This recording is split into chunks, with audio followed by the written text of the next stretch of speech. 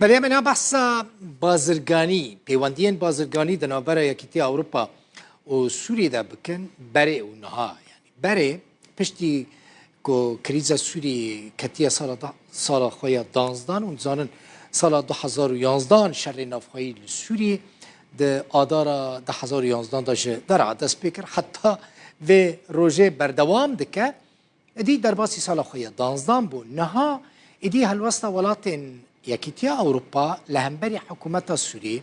و سر حکومت سوریه بشار الاسد بگمان نوکه بریه یعنی برای گلک اصرار دکن اسد نمینه اسد بچه حکومت ورا گوهرتن ادی زمان وان لهمبری سوریه و بشار الاسد سروک سوریه نرم بویه دما که شر نافخوایی لسوریه دست بکر ولاتین یکیتیا اروپا بالیوزخانه وان لسوریه بون بری که شر دست بکر بشرا بالیوزخانه خواه اونزانن گرتن ليه؟ نها هناك ولاتين يكيتيا أوروبا هنا مثلا إيطاليا يونان دخازن بيواندين خوانين دبلوماتيك جارة كدن لقل شامي أصايب بكن از فيج ورا بيجم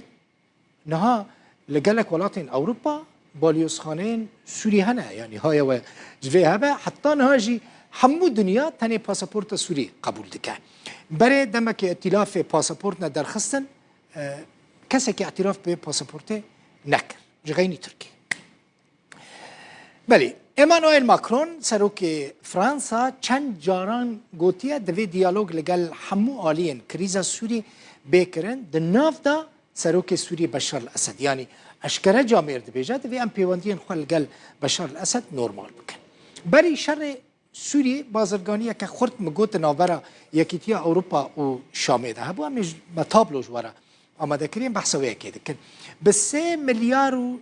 600 میلیون دلار یعنی 3.6 میلیارد دلار نه اورو نه اورو دلار خو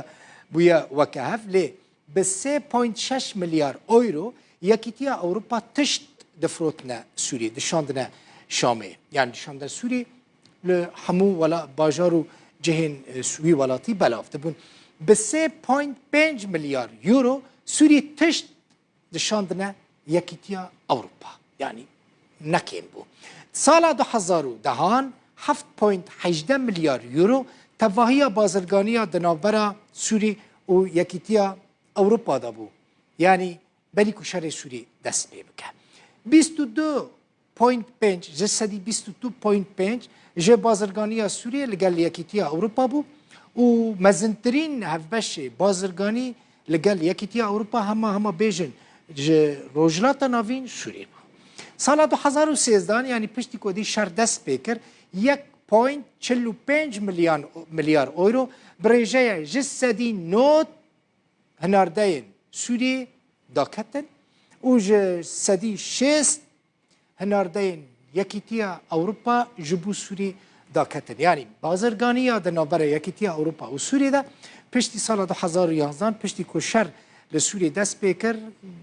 داکتنا آستخویا هری نزل لانها هدی ولاتین یکیتیا اروپا دخوازن جاره کدن پیوندین خوین بازرگانی لگل شامه باش بکن ده چند هفته این در باس بوده شانده که بلند یا بازرگانی یا یکیتیا اروپا لشامه بو و لگل وزیر بازرگانی سوریجی جیویا بو